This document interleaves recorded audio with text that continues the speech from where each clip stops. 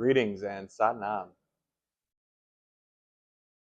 I am Chand Tegdeep Singh, Yogi Chand, and today I am here to speak with you about yoga.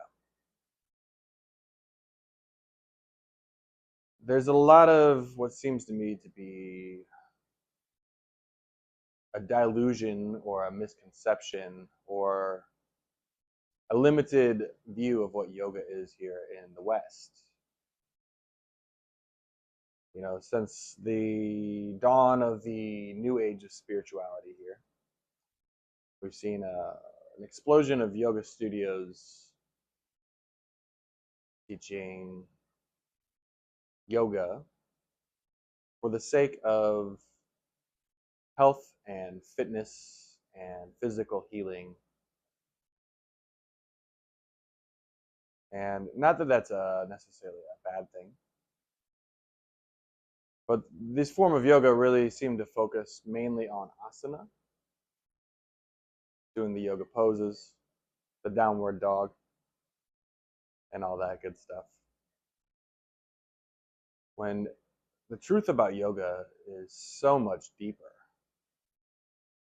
than any of this, and is really not focused on the physical experience of the body nearly as much as it is focused on the liberation from bondage, truly. So let's go ahead and take a step back to ask this question of what is yoga? You know, if it's not just going and stretching, doing poses, what is it? And I'm glad you asked. Yoga comes from ancient times in India. And the word itself is derived from Sanskrit, which is not even really a language, but a script that we read. And it comes from the root syllable yuj, Y-U-J, which means to yoke. Yoking, like, not like the yolk in an egg, as much as like the yoking of cattle. Putting a yoke on a cattle's neck, you can hook it up to another cattle, and now you're like moving them in unity, right? And likely came from this word because in ancient India there was a culture of cow herders. You know, it was the Vedic culture. In the Vedic times, were nomadic people. They traveled with their cattle, treated them very much like sacred animals, right? And they really came to cognize, or as we would say today, get some downloads about the true nature of all existence. So that's a little background on the word yoga. Now, yoga itself as a practice, you know, it's an ancient tradition and science of the body and the spirit, the self and the soul. And when you think about yoking, we're creating a union, right? The practice of yoga is meant to create a union with the infinite nature of everything, the creative intelligence that flows through all of life, that the thing that is behind your ego, behind your mind, behind your senses, right? Behind your thoughts, behind your emotions. You could call it the observer, but it is also the thing we observe. And in fact, it is also the act of observation itself. And another word we could really use is just the being. It's a being. It is the state of being.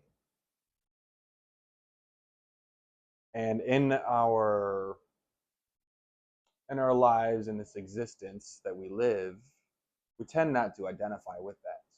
In fact, in our modern days, more recent religious authorities in the past couple hundreds of years have guided us to this place where we are separate from that. Where now it's God, perhaps, like this old man in the sky, and we almost bow to him. Otherwise, he might strike us down with lightning, right? But far before all that, the yogis of ancient times were these gurus, teachers, and they would have students come, and they would teach them orally, verbally, from student to teacher, the practice of yoga. This practice of yoga would help free them from the identification with like the ego and the thoughts and the self and the emotions and all that good stuff, and come to realize that they are just a fractal or a piece of this great being that observes through them, right? So there were many lineages of yoga, many ways of teaching it, through teaching through service, teaching through action, teaching through reading the Vedas, reading these ancient texts, finding a unity, right? There's many ways to come back to source, to come back to being and realize this. There's many paths of yoga. Well, after some amount of time, there's a person that came around, perhaps persons, we're not really sure. Kind of like Shakespeare. Is it one person? Was it many people? Was there even a real Shakespeare, or was it just like an avatar, a username? And the person that I'm referring to in the yoga times, his name is Patanjali, Maharishi Patanjali. And a rishi is a seer, someone who sees with great insight. They see the truth. A maharishi is a great seer. They really see way, way into the subtle layers of existence and everything. So, Maharishi Patanjali, he, she, or they, which we're not completely sure about,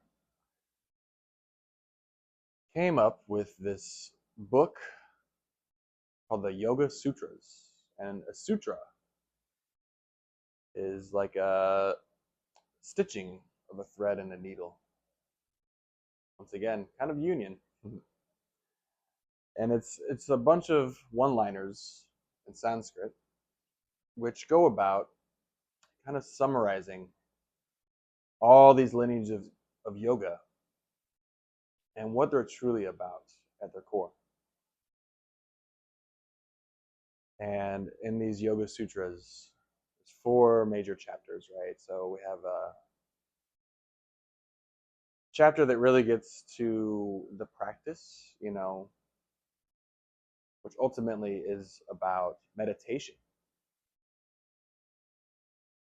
Some of the benefits as well of developing really heightened concentration, to be able to have a one-pointed focus, to sit down and observe something and fully understand it, right? So it's through this concentration, this meditation, that we come to the cities. The cities are these latent powers that exist within us, the ability to go beyond what we even think we're capable, right? And then ultimately, all of these things lead us to moksha, which is liberation.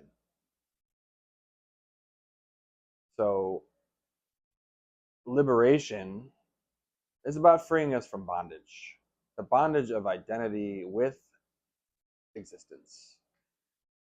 We find suffering when we identify with our emotions, when we identify with our mind, when we identify with our past, when we identify with trauma and drama, when we identify with our future, when we identify with constructs of society, of institutions, even of family, heritage, and I could keep going. And the point of yoga at the end of the day is to have us separate our identification with all of these things that are just fleeting and passing, oftentimes not existing at all in this present moment, so that we may just identify with the infinite nature of everything. The thing that, the creative intelligence, that the being, if I may, that has always existed, that is behind all of your senses. And, you know, like Maharshi Ramana, he had a great kind of mindfulness exercise of self-inquiry where we really understand this, sit with our eyes closed and observe our thoughts, and just to say, well, who is it that's thinking that thought? To realize, I mean, I didn't intend for that thought to come up, right? It just came up. It's not me. I'm not the one growing my hair or digesting my food, right? The body is doing that. The body is a vessel, and it's got these great technologies like sight and sound, hearing, taste, ability to touch, smell. But truly, at the end of the day, what's behind all that is just this infinite being with this infinite imagination that's expressing infinitely. And it's seeing through your eyes, and it's hearing through your ears, smelling with your nose, tasting with your tongue, touching with your skin, your nervous system, right? To realize that's truly what we are. The practice of yoga is there to help us remove ourselves from the bondage of identifying with life and death. To know that this just keeps going on and on. You know, have you ever tried to imagine nothingness? What would it be like if there was nothing? Can you do it? No. There is always happening, and we are a part of it. And the practice of yoga, to take it back, when we talk about asana, talk about the stretching and the poses, that is only one piece of yoga. There are, in the Yoga Sūtras, said there's 8 limbs of yoga, right? There's 8 legs, 8 parts, 8 pieces of obtaining yoga. And ultimately they end in something called samadhi, which is where in deep meditation, this observer that observes everything turns back and observes itself. The infinite observing the infinite. True realization of self. And I don't mean like self like I am myself, but self with a capital S, right? Asana's purpose in these 8 limbs is to prepare the body, to prepare the nervous system, so that when we sit down to meditate, we're not being distracted. Oh, what's that sound? What's that thought? So that we can just be comfortable. Close our eyes.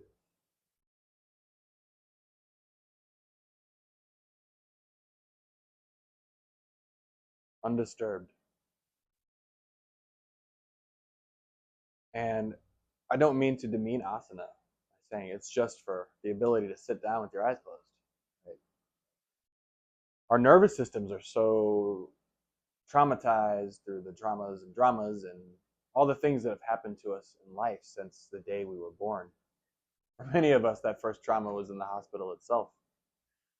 The separation from the mother in an unnatural way, having to gasp for breath because the umbilical cord was cut before we learned to breathe, right?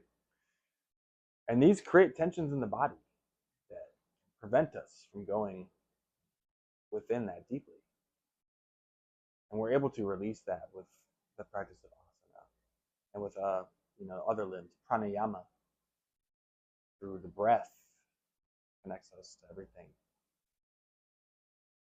So yoga is about union with the infinite. Say, I am that. I am that is all.